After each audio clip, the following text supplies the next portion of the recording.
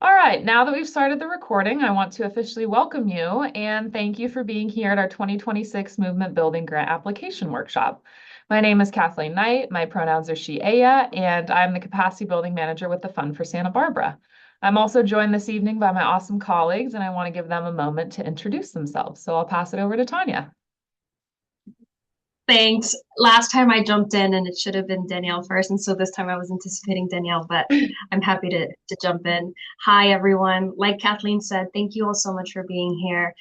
We really do want to make this a space that is as most fruitful for you as possible. So please, if anything along the way isn't making sense or you'd like more clarity, we absolutely invite any and all questions. My name is Tanya. My pronouns are she, Aya, and I'm the director of grant making at the Fund for Santa Barbara. Hi everyone, my name is Danielle. My pronouns are she, her, and I'm the grants associate at the fund, and I'm also really excited to be here and be in the space with you guys. Awesome. Thanks so much to the both of you. So first and foremost, we would like to acknowledge the Chumash people as the caretakers of this unceded and sacred land we reside and organize on today. The Central Coast has been and remains to this day Indigenous land. Chumash leaders and grassroots activists continue to engage in actions that promote cultural self-determination and the protection of their ancestral lands.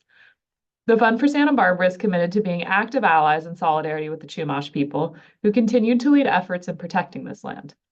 We recently pledged $25,000 towards Chumash reparative action, and we encourage all participants to consider donating to your local bands in addition to acknowledging the unceded land we operate on.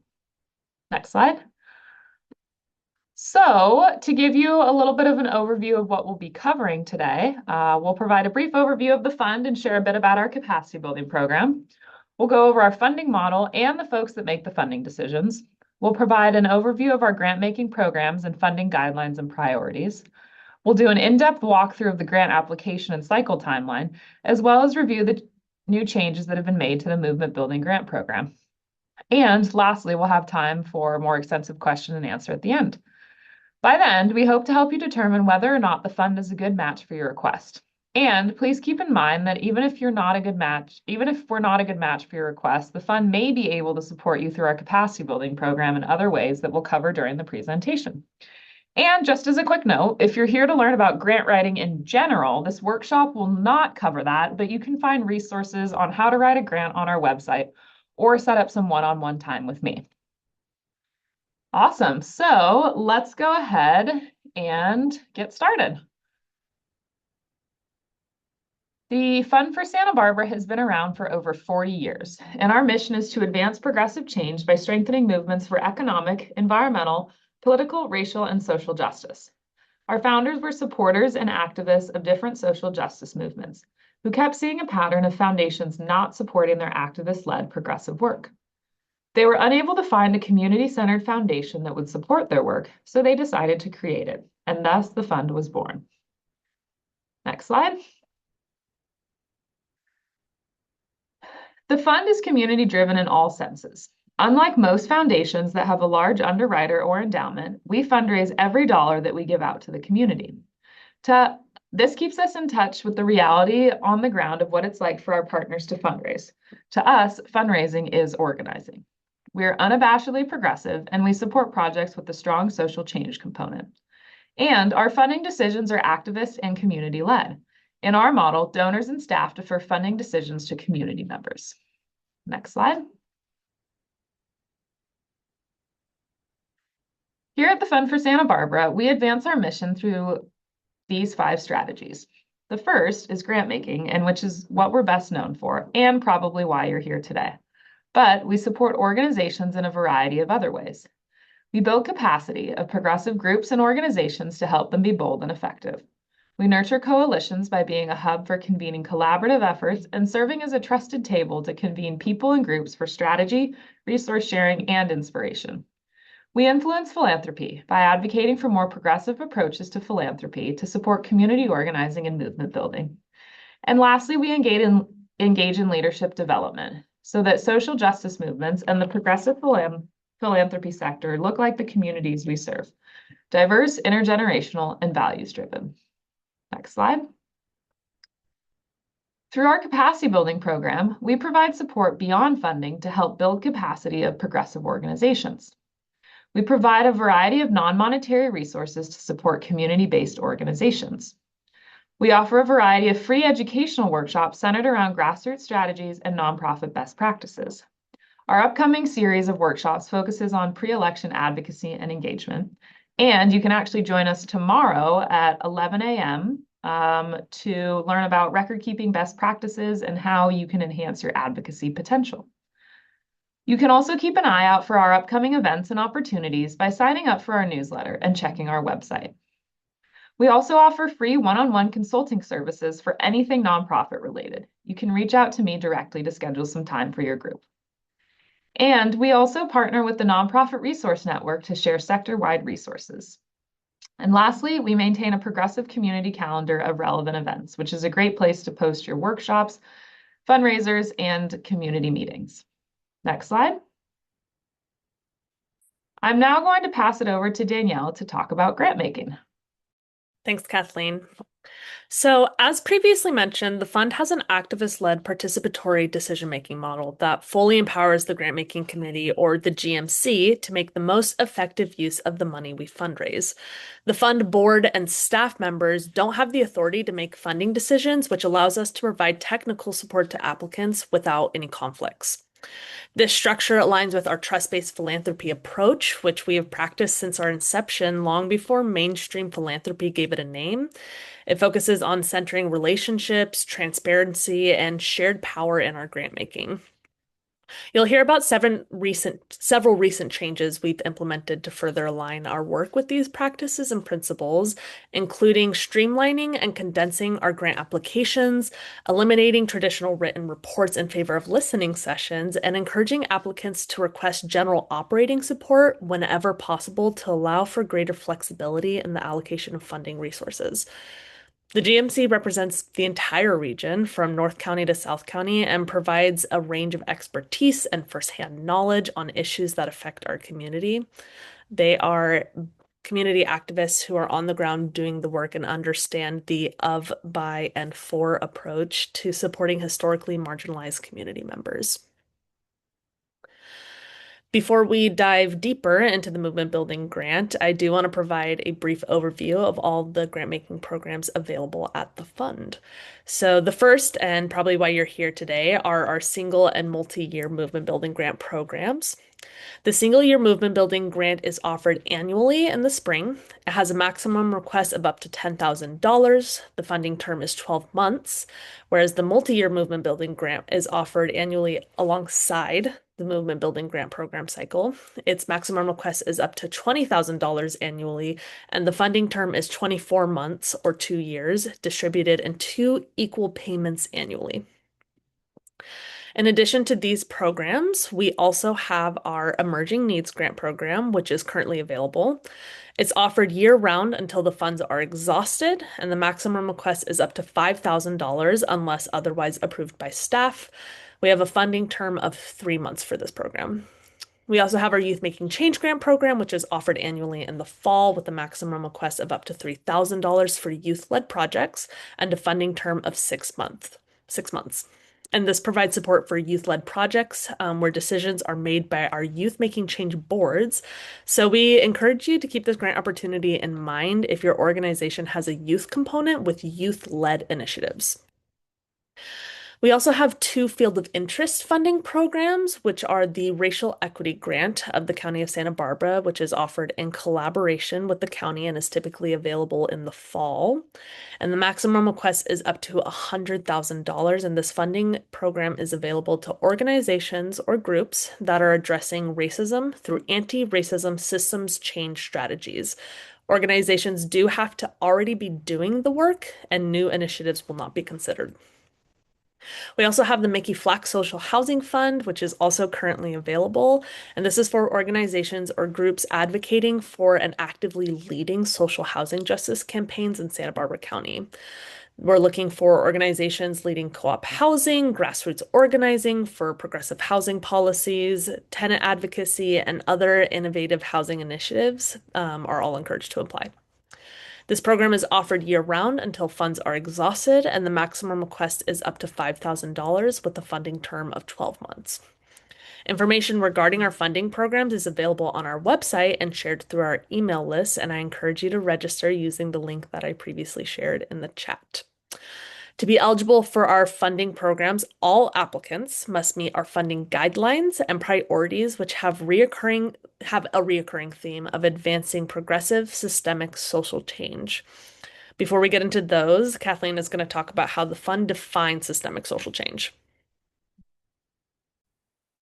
Thanks, Danielle. So by now, you've heard us mention that our mission is to advance progressive social change and that we support requests with a strong systemic change component. But what does that mean? At the fund, we define social change as efforts that tackle the root causes of social inequities to both alleviate those inequities and address the underlying conditions that sustain them. Projects with a strong systems change component will be working to change the conditions that sustain structures that disadvantage marginalized groups. These projects focus on challenging and changing systems that perpetuate injustice, transforming institutions, shifting cultural norms, and improving social conditions. The goal is to alter the systems and structures that determine how power, resources, and opportunities are distributed in society. Direct service, in contrast, focuses on addressing immediate needs of the individual or small group using short-term solutions rather than working to change the underlying structures or policies that create those needs. While direct services are critical for providing relief, systems change aims to address the root causes of issues to prevent the need for such services in the future.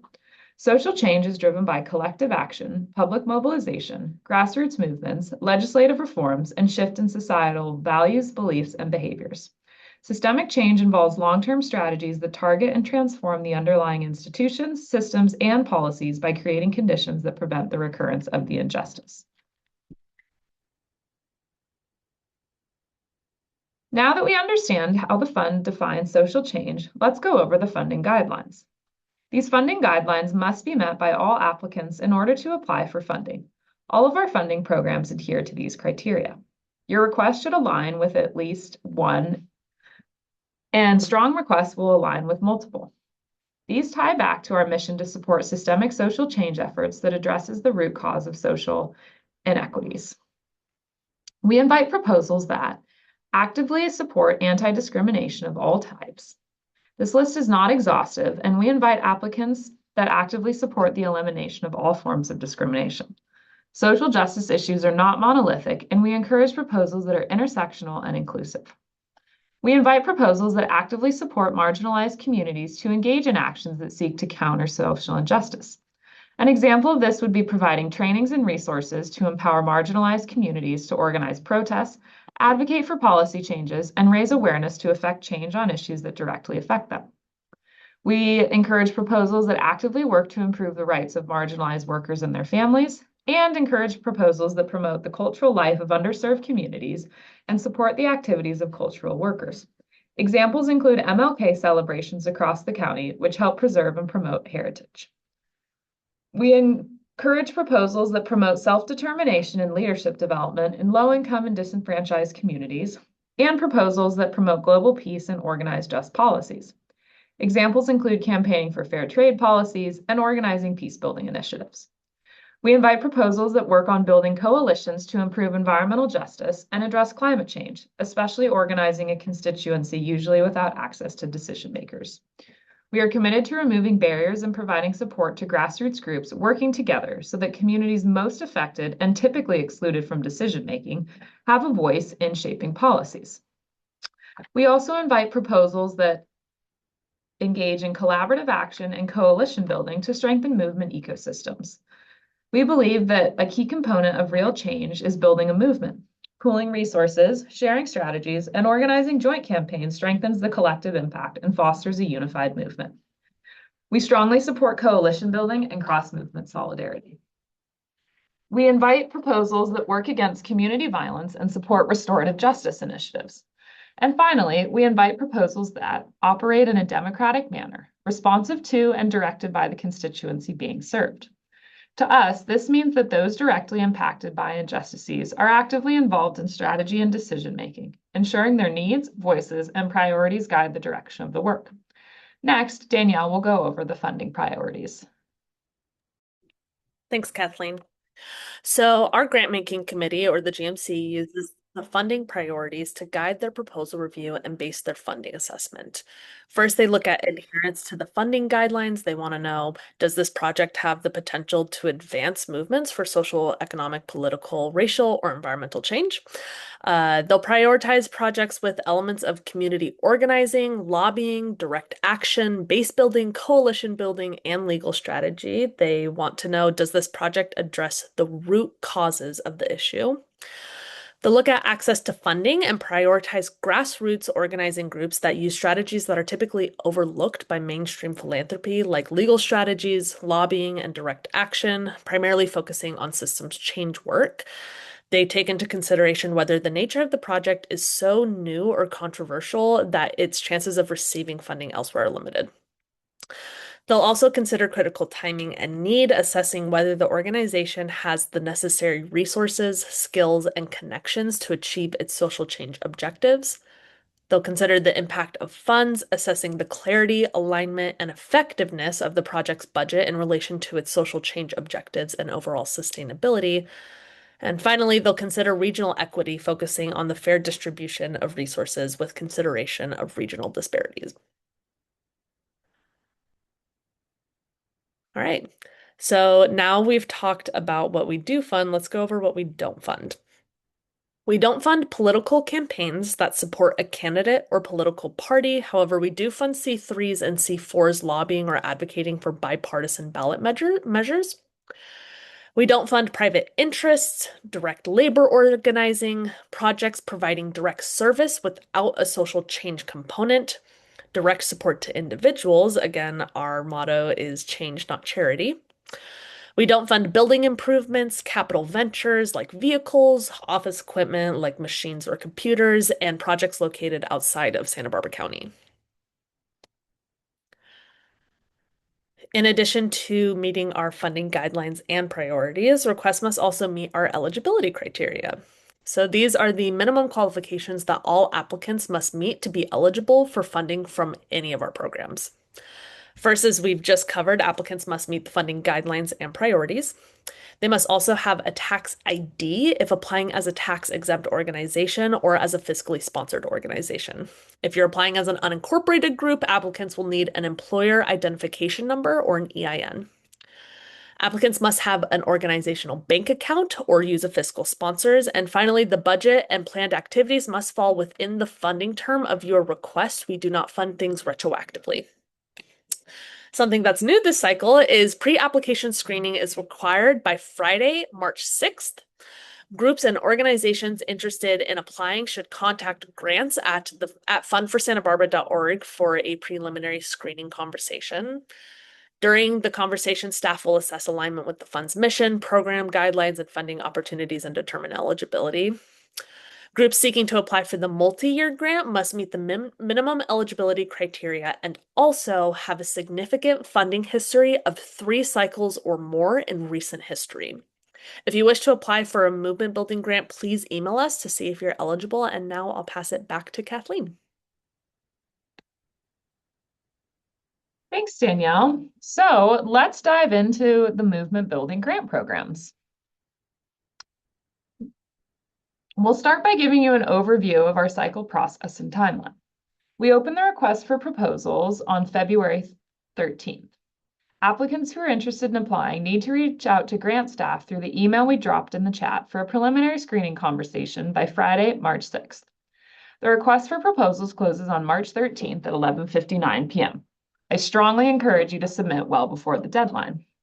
Grant decisions will be announced in July after site visits and deliberations by the grant-making committee, and funds will be dispersed in August. The grant award celebration will be on July 29th in Solvang, so save the date. This is a community event, and everyone, regardless of funding status, is welcome to attend, including family, friends, and supporters. We've changed our reporting requirements to focus on reducing administrative burden and facilitate mutual learning. Grantees will be required to attend a facilitated group conversation to share out the successes and challenges of your grant and organization's work during the funding term. These conversations will occur in June of next year. The details will be outlined in the grant agreement. And finally, the funding term will conclude at the end of July 2027. Next slide. Site visits are a part of our cycle that starts in April. The site visit is an informal learning conversation where the grant-making committee have the opportunity to learn more about your request and better understand the impact you seek to make. The grant-making committee will determine who will advance to this stage.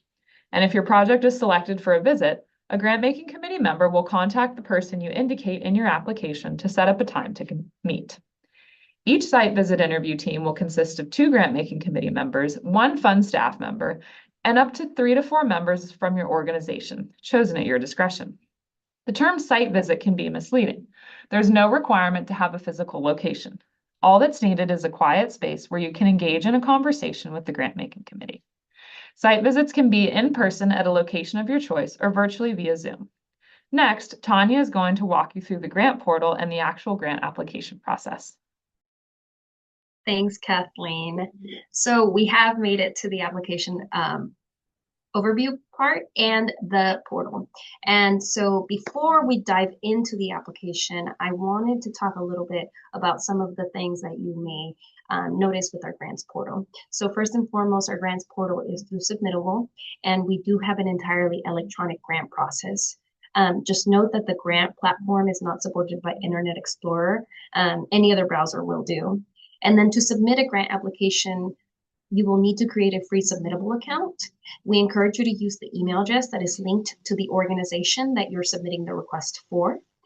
This email will be our primary point of contact with you. And then a quick note for fiscally sponsored applicants, please note that a representative of the sponsoring organization should be the person who initiates the application. And then members of the sponsored group should be added as collaborators. And I'll talk a little bit more about that once we get into the application. Very quickly, having an all electronic process allows for the flexibility to be able to invite collaborators to work on the application with you simultaneously. And there's also an autosave feature and a save draft feature that allow you to save drafts and return to them whenever you're ready to continue. If you find the application to not be accessible to your specific accessibility needs and would like technical assistance, please email us for support. We want the application to be accessible for everyone, and we will do our best to support you or connect you with the Submittable customer service team to address your specific needs. We're going to dive into the application. So upon completing your pre-application screening and being deemed eligible, you will receive the link to apply. When you click on the link, you'll be taken to our online application portal and asked to log in. You'll also be asked to create an account if you don't have one created already. The first thing you'll see when you get there is that we have made the fund's mission available, the funding guidelines and priorities, and the eligibility criteria. These will always be available to you as you're drafting your application. They're part of the application, and so you'll always be able to scroll up if you need a reminder. Here you'll also see that we are encouraging applicants to request general operating support to allow for greater flexibility in the allocation of resources. However, please note that unincorporated groups are not eligible for this option and may only request program or project support. So as you continue to scroll down, the first thing we'll ask you is to identify the organization that you're applying from using your tax ID number. In this case, I'll enter the funds. You'll hit search organization. Once you do that, it'll give you your organization. You can click select and continue. Then it'll reload the page, and then you'll have the rest of the application available after you see that it tells you which organization you're applying on behalf of.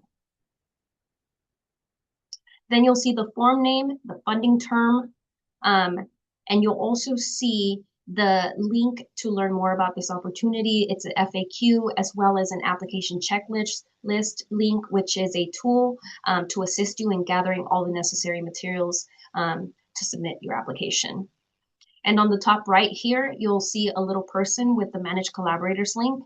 And this is where you can invite collaborators by adding their email addresses. And a quick note on that is that collaborators are not able to submit the application. Only the application owner, the person who initiates the form, will be able to submit that. So think about that if you need to be strategic with who should be the person who should have access to submit the form. And then again, if you are a fiscally sponsored group, it should be your fiscal sponsor who should be the application owner and invite you as the sponsored organization to be a collaborator. Getting started with the application, I'd also like to highlight a few helpful details found within it. The first is that required items are always going to be marked required in red. Anytime you don't see that listed and perhaps you don't have the information for the question that is being required, you can go ahead and just skip it. Word counts will always be displayed on the bottom right of the text input box, so pay attention to those. And then the other thing is that we also include tons and tons and tons of clues throughout the application to help you as you're drafting the application really better understand what is being asked and how to answer a question. So pay attention to those clues. Those clues will always be below the text input box, and they're kind of this gray color. A lot of the things that I'm going to be saying tonight are written in those clues, so just pay attention to them. They are your friend.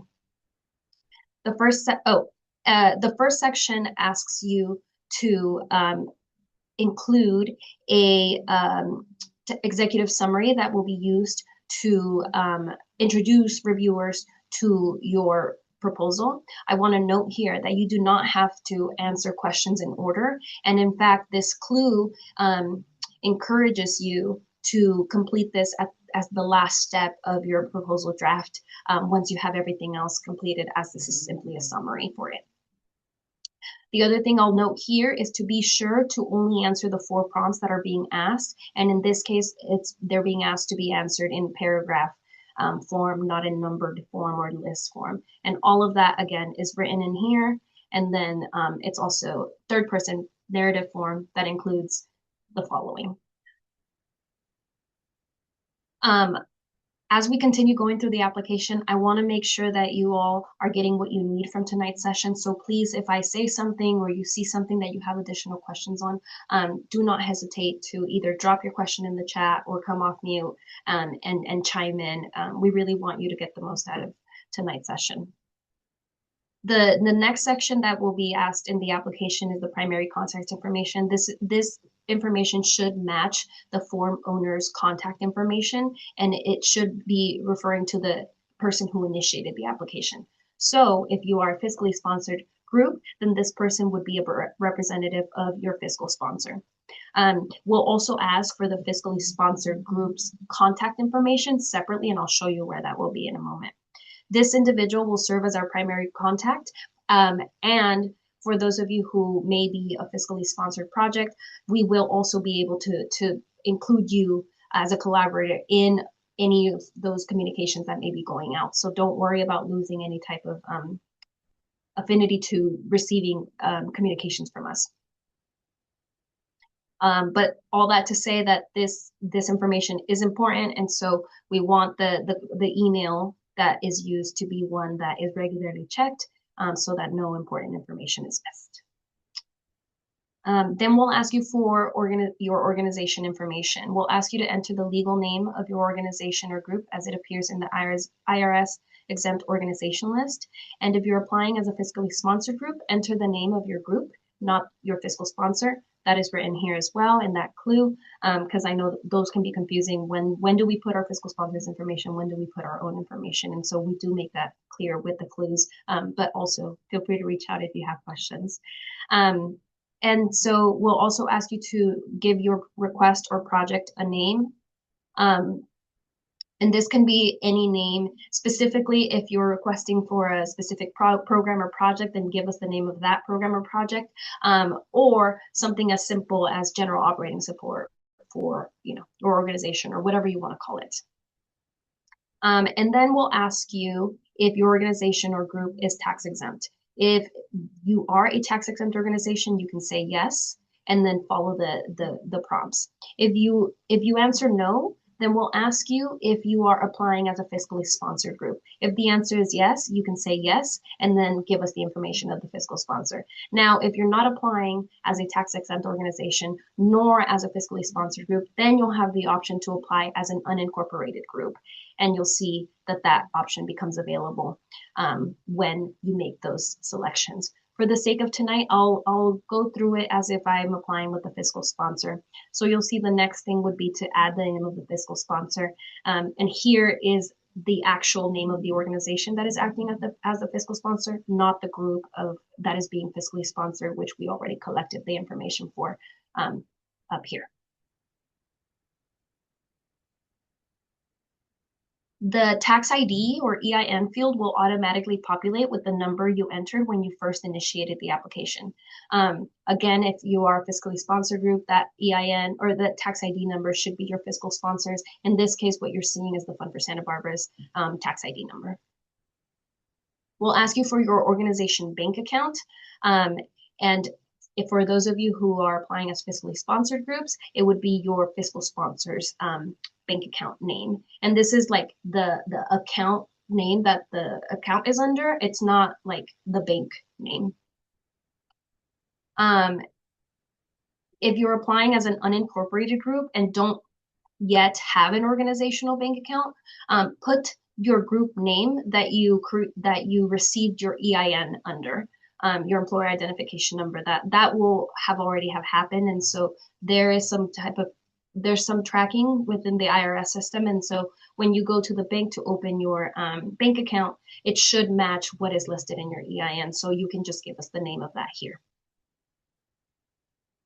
Then we'll also ask you for your Bill.com payment network ID. This is used for electronic funds transfers and direct deposits. Note that it's not a required field, and so if you don't have one, you can just leave it blank. And if you're applying with a fiscal sponsor, ask your fiscal sponsor if they have one. Then we'll ask you for your organization address. We want to know where your organization is located. If you're a fiscally sponsored group, you'll enter your group's address, and then we'll ask you for your fiscal sponsor's address separately.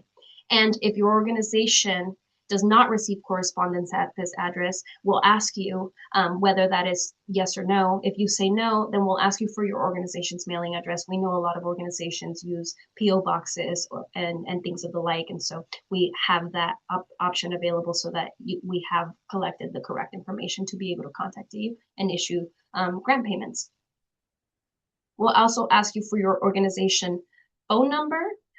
This should be your organization phone number, not your fiscal sponsors if you're applying with a fiscal sponsor. We'll also ask you for your organization website and social media handles. Again, notice that those are not required fields. And so if you don't have that, that's fine. Go ahead and leave it blank. We're not asking you to enter your fiscal sponsors website. So if your group that is being fiscally sponsored doesn't have one, just go ahead and leave that blank. Finally, we'll also ask you for your fiscal sponsor address. This is where you'll enter your fiscal sponsor's address if applicable. And for the fiscally sponsored group, we'll want a group lead's contact information, both their email and their phone number.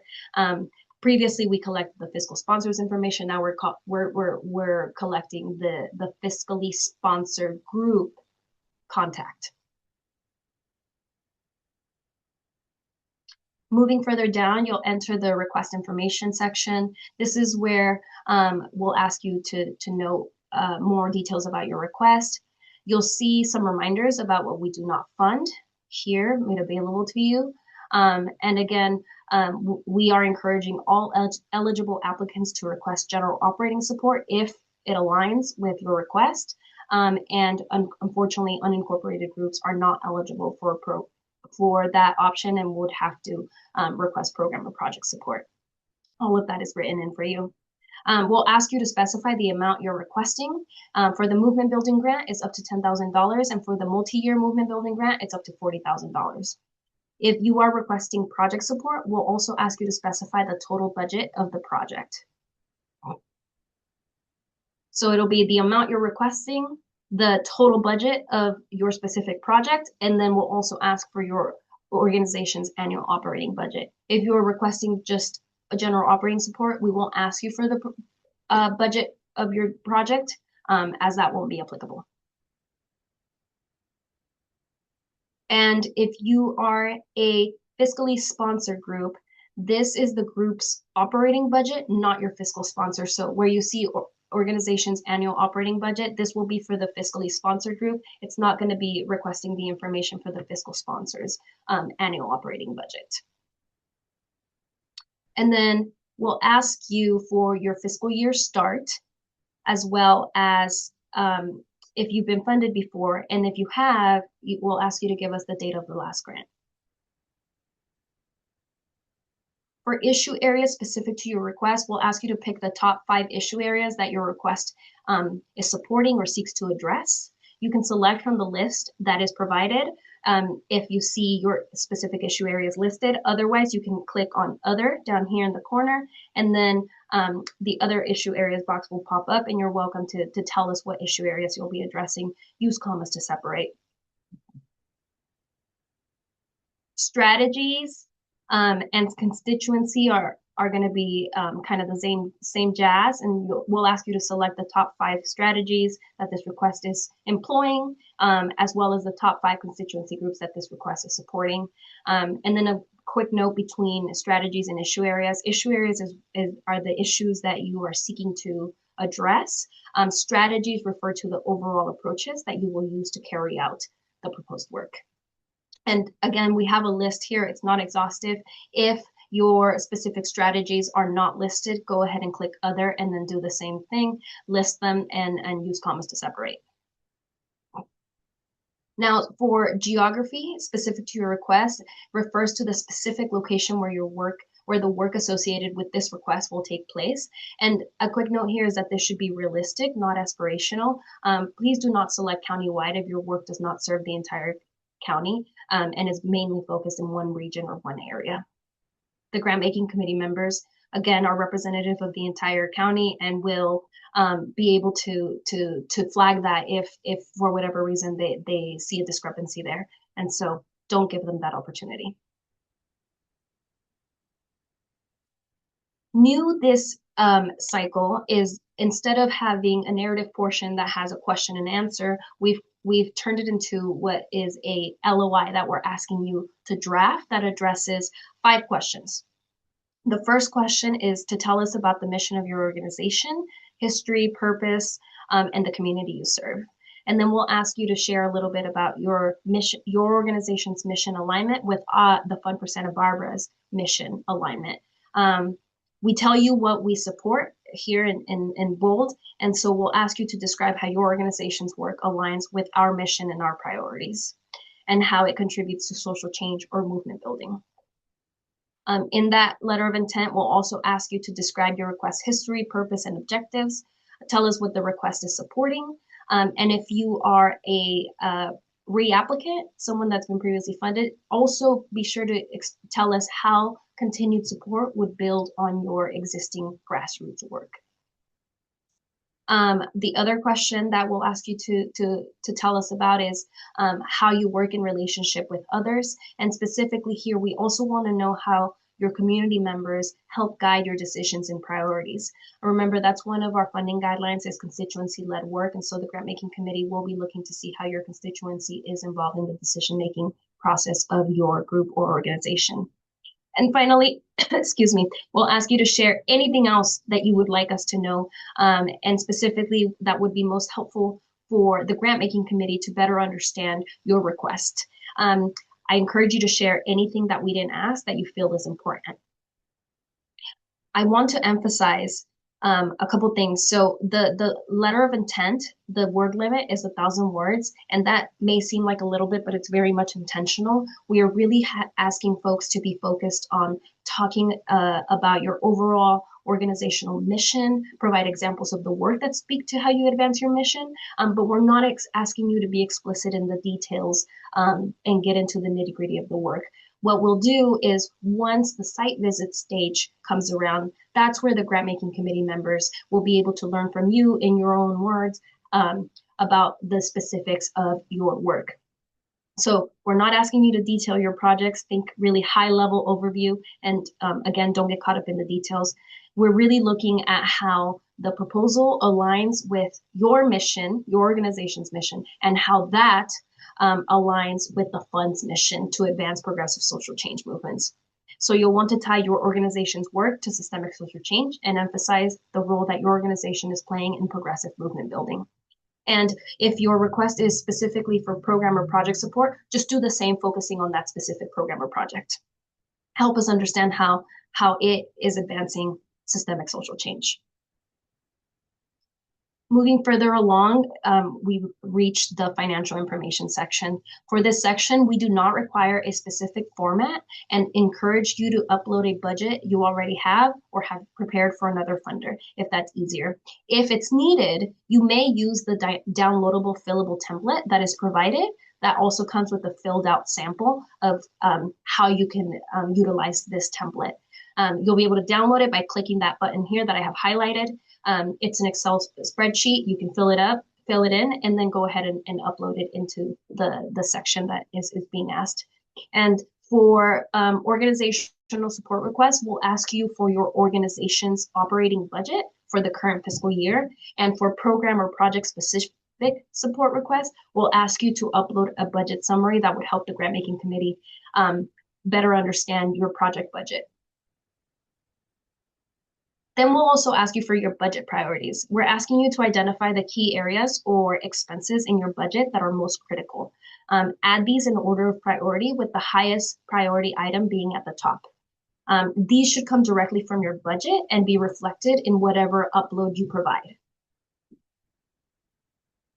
Moving further along, we'll ask you for site visit information.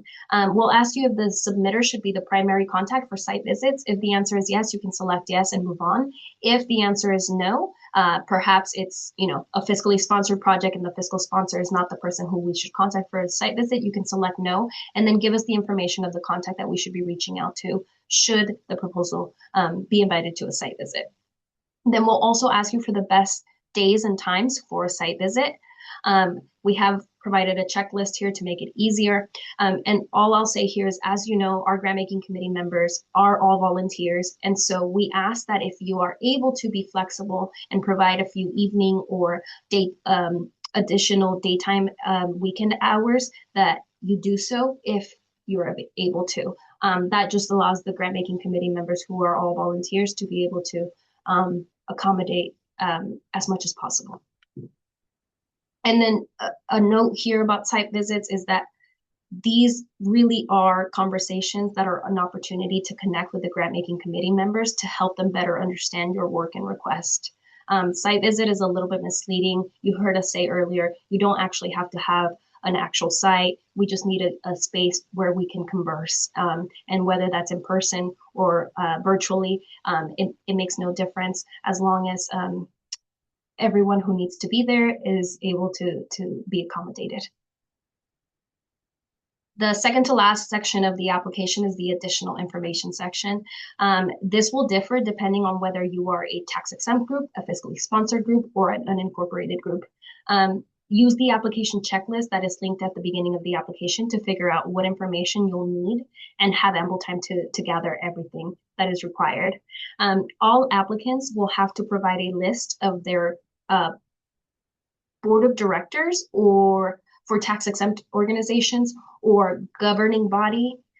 Think of it as like your steering committee for fiscally sponsored and unincorporated groups. We'll ask for their name, their role, and then any demographics that you're able to share. We'll also ask you whether your organization's leadership reflects the community that you serve, and in which ways. And we do have a checklist that is provided, but there's always the option to click other if what you are wanting to list is not listed for you, and you can just tell us what that is, separate using commas. Fiscally sponsored groups will be asked to provide a list of the board of directors of the organization that is acting as a fiscal sponsor as well. And then tax exempt and fiscally sponsored organizations will be asked to upload a copy of their organization's IRS determination letter and a copy of their State of California Franchise Tax Board determination letter. We have samples linked here and here, so you can click on that and see exactly what a form or what letter it is that we're looking for you to upload. And if you're applying as an unincorporated group, we won't ask you to upload these letters. We know you don't have them. What we'll ask for you to provide instead is a statement of charitable purpose. We'll also ask for your organization logo. This is not a required field. If you do not have an organizational logo, you can just leave it blank. And then finally, you'll have the option to upload an attachment of your choice that would help the grant making committee understand your request better. And just a little hint here, you can actually select up to 5 different files to attach. So I encourage you to take advantage of this space to really share more about your request or your organization with the grant making committee to help them better understand your work. The last part of the application is a disclaimer and agreement. This is asking you to certify that the information provided in the application is true and accurate, and that it is being submitted with the board of directors' knowledge and endorsement. Again, so this should be completed by the person who initiated the application, which means that for fiscally sponsored applicants, this section will be completed by the fiscal sponsor representative, and it will be sent to a member of the board member of the board of directors of the fiscal sponsor organization. For unincorporated groups, we'll ask you to select a different lead from your steering committee to be the second endorser. It should not be the same person signing here and then signing the endorsement. Everything that I just said is listed here in the clues, so you'll know exactly who needs to sign and where and who it needs to be sent to. The very last part is that the Save Draft button is here at the bottom, and it's going to be available to you anytime, so you can work on the application in bursts and parts and don't have to sit and do it all at once. You can save a draft whenever you need to and then come back whenever you're ready to. And then at the very end, when everything is filled out, you'll be able to hit the apply button, and then it'll submit and redirect you to our website grant portal. That is it for the application. Are there any application specific questions that I can answer? Yes, Jane, please. Oh, hi, can you hear me? I can. Okay, good. Yeah, I had a question about the prioritized funding section, which I remember from last year as well. So, our top priority by far would be salaries and benefits. So are you wanting like 720,000? And I mean, like our entire salary and benefits line for our organizational budget? Yes. Yes. Okay. Yes. So you really want it pulled out of the organizational budget? If you're requesting general operating support, yes. If you're requesting program or project specific support, then it should be whatever the amount cost associated is for the staff time for that specific project. Oh, okay, that makes sense. So so then I have 2 follow-ups. I heard you say that Please. the preference is for us to apply for general support, but we have organizers in multiple counties and we're just building up our organizing base in Santa Barbara County. So it really is project support for us. So that would be my inclination. Okay, great. And then so the budget, you would like a project budget, not an organizational budget up there. That's okay. right. Got it. And so you'll see here, if I switch over to program project budget, Yeah. we'll ask you the total budget request, and then this upload section will change to be specific to the program budget, not asking you for your organizational budget. Awesome. Thank you. Yeah, great questions. Thank you so much, Jane. Shauna? Hi, this is my first time doing any of this, and I'm trying to use this to like really get my brand established and be able to get things like my board of directors and move to the next phase of getting my nonprofit designation and continuing like my advocacy work and trying to get it all done. So my question is for the budget, what if I don't have a budget like for this last year? Like everything I've been doing is just my free volunteer time. I've built all of everything like just with my own, and going to school and stuff like that. So I don't really have anything like broken down in a budget. I'm planning on working with a fiscal sponsor for this. Would that be where they input their information there? No, great question. First of all, congratulations. Thank you. You're taking the first step, and that's amazing. So the short answer is that I'm going to actually encourage you to reach out to Kathleen, our capacity building manager, to workshop your request in total as a whole. And she knows. I mean, she's on this call. She knows all of this stuff very well, and she's also a great grant writer, and so she'll be a good ally to just flush out the ideas better and really try to understand what information can be input into the application. The long answer is that there should be some type of budget, even if the income at this point has been zero. We need to see the budget because there's expenses that are going to be listed that should correlate with the amount that is being requested. And so Kathleen can help you formulate what that looks like. And we do have the template that is available. It's a fillable template. And so that can be a very rough first budget for you to work on. Okay. And then should I use this email right here, the grants at Fund for Santa Barbara, to contact Kathleen? Is that the best way to get a hold of you? I'll put my email directly in the chat. So you can just reach out to me there. And yeah, as Tanya showed in the presentation and up here is there's actually like a template that is a good place to start with just kind of like getting an organizational or project budget going. But I'm really happy to walk through that with you so we can, definitely find time to workshop that together. Awesome. Cool. I will reach out to you and set up an appointment. Perfect. And yeah, and that also is an invitation to everyone as well. Like if you are uncertain as to how to create a budget or, you're not sure exactly like how to do some of the financial things, I'm super happy to help with that. And also with grant writing, as Tanya mentioned, I love grant writing and I'm really happy to help folks like look over your draft of your letter of interest and make recommendations to say like, okay, strengthen this part here, or this is a little bit confusing, or the grant making committee is going to be really interested on this. Why don't you expand on that? So definitely feel free to reach out to me too.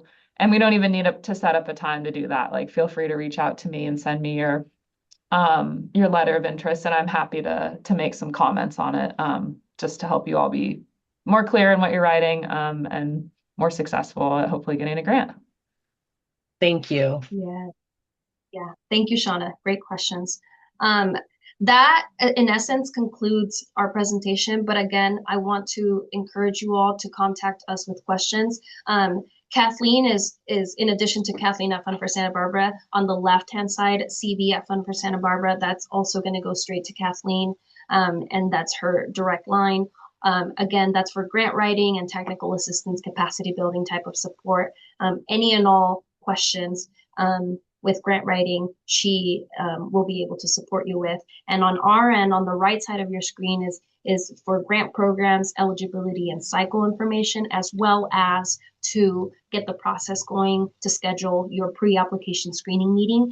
You can contact us, Danielle and I, at grants@fundforsantabarbara.org, as well as using that phone that you see on the screen.